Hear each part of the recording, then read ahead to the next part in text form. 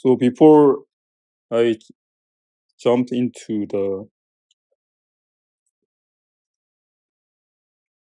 correlation length and stuff, perhaps I can start from what we were doing by sketching the more basic concept. So when it comes to population, of course,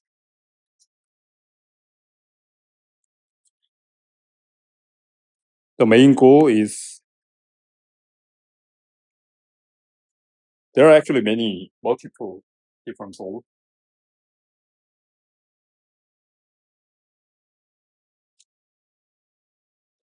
So the main setting of this population problem is the width occupation probability.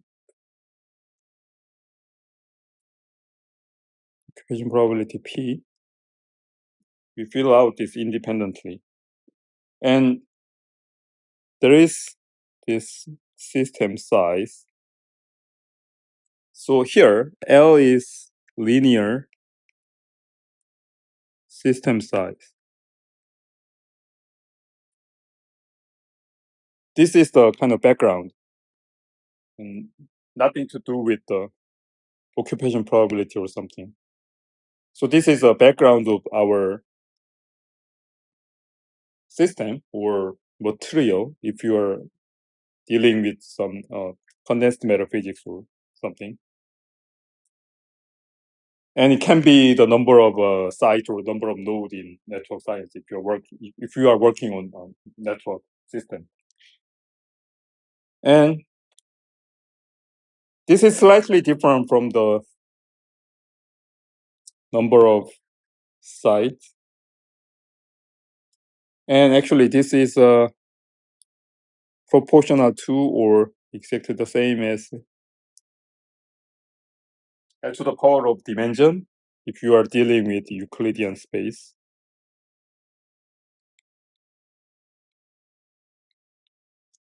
So as in the code I showed you on the Google Colab, if I use this linear scale of 100, then in two-dimensional space, the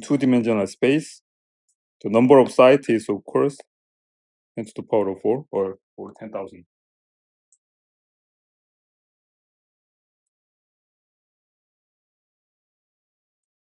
And of course, it is actually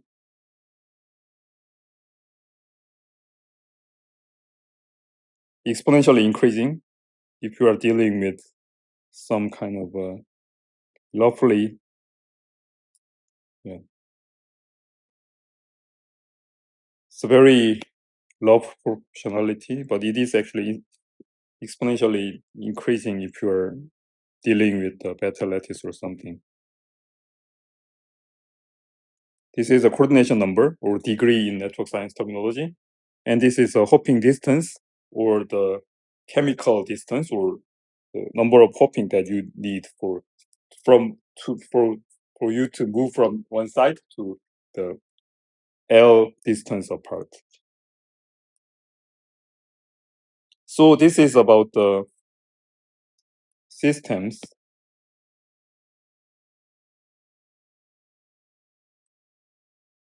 This is about the length scale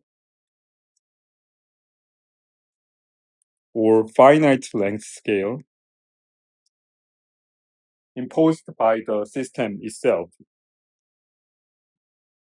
So it is actually independent of occupation probability. We don't do this occupation thing at all when it comes to the structure of site itself, of course. So this is a fixed scale. And the property is that, so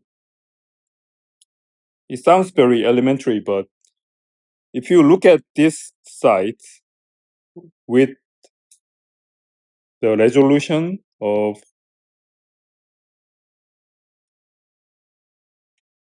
1:1 resolution,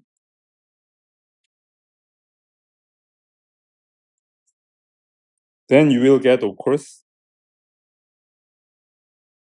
in the case of two-dimensional system, you have a squared side, of course. But suppose you look at this system with the coarser level, for example. So if you look at this system by 2:2 resolution, then the number of sides should be, of course,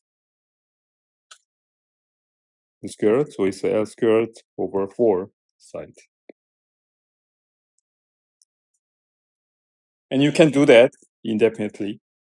But this scale transformation play the role of the fact that if you look at this with the smallest resolution, you can distinguish all of the different configuration occurring in this system. But if you use a coarser level, for example, you can only observe this with the 2:2 resolution, then the degree of freedom is actually significantly reduced. It's like if you are watching a YouTube video with a very high resolution, but sadly, if your monitor doesn't allow that resolution, of course, you have to look at this very coarse-grained picture. It's similar to that kind of situation. So far, there's nothing involving this occupation probability. Then what's the concept of the, so this is kind of a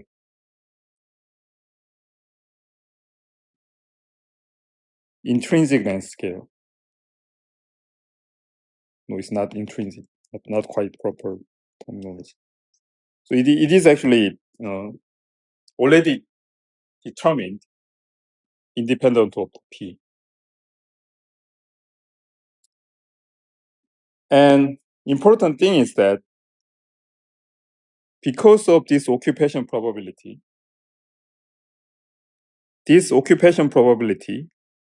actually induce some correlation length. So this is better to be described as intrinsic correlation length. And it is described as this one. And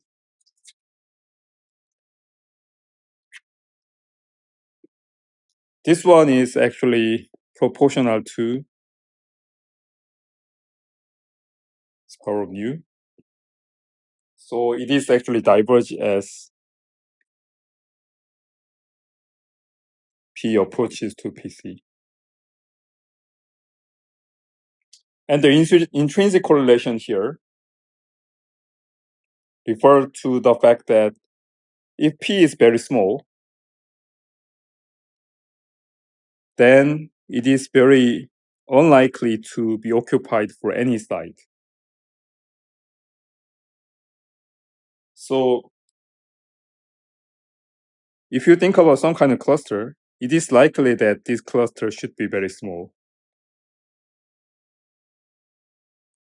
It's highly unlikely that you have this kind of very large connected cluster for P value, which is much smaller than 1, because it is highly unlikely.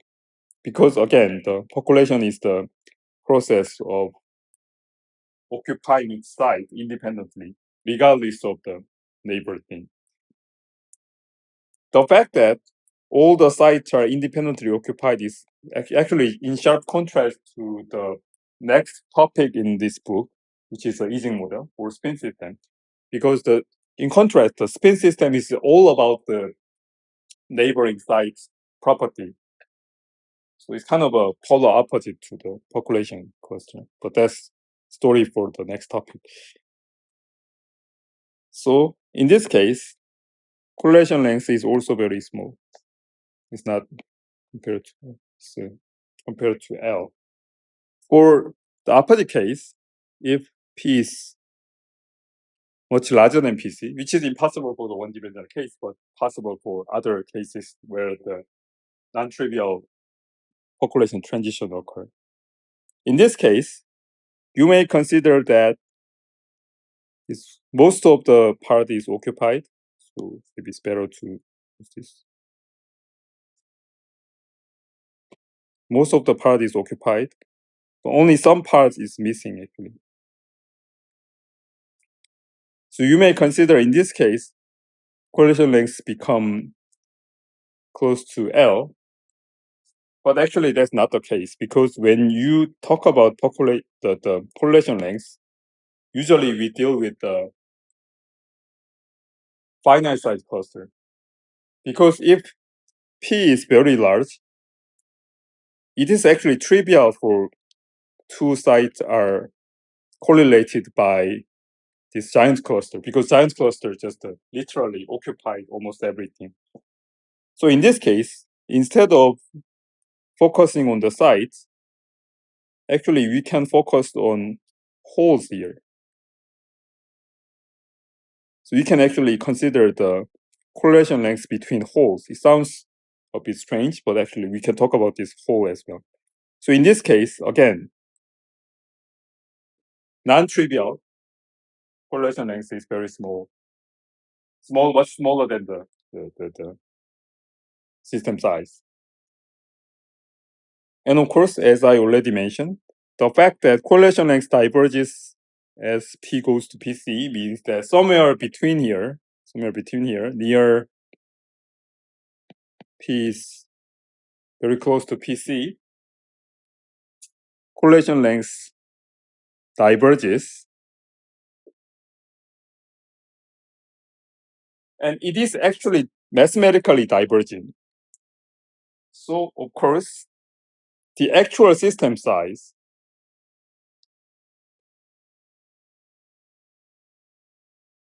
when we are considering the actual system size of finite size, of course, is super smaller than infinity. Of course, any finite number is much smaller than infinity, so it's happening.